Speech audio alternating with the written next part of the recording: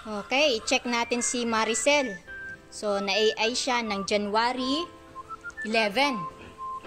So, based dun sa ating app, 44 days na po siyang buntis. So, maganda po yung app na yon, Justimator. I-download niyo lang po.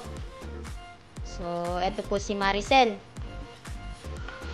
So, ayan po ang tiyan niya. Kitang-kita natin. Buhay na buhay yung kanyang malaking ugat. So, positive si Maricel.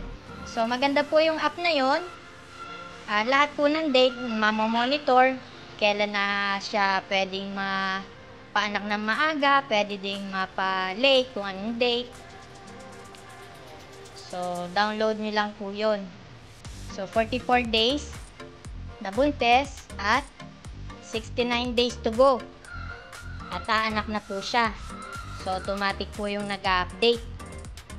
So, kung sakali ay kung di po nagkakamali, pang fourth parity niya. So, kung mapapansin nyo, hinarangan na namin yung kanyang itaas, yung bubong ng farrowing. Kasi yan po ay nadamba. So, kailan lang dumadamba pa rin siya dito sa tagiliran. At medyo delikado po talaga dahil malaki-laki na yung kanyang tiyan. So, kapag magpapakain, kailangan magmadali dahil bawal siyang magalit, bawal may stress. So,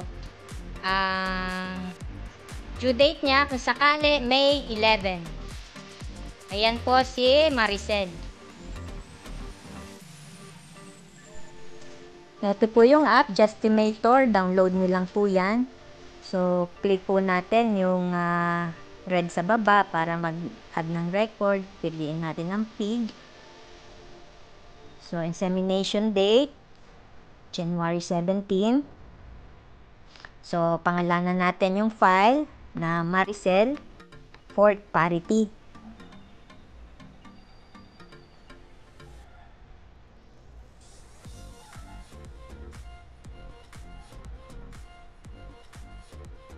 So, after nyan, may ilalabas siyang result, May 11, estimated farrowing date, and then 69 days to farrowing. So, 69 days to go na ipagbubuntis pa niya. So, click lang natin save. Nandiyan na po yung record niya.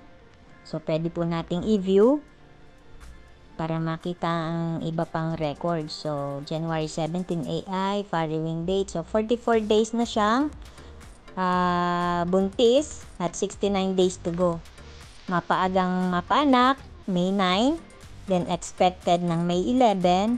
Kung malate man yan, May 12. So, yan po ang kagandahan ng app na yan. Justimator.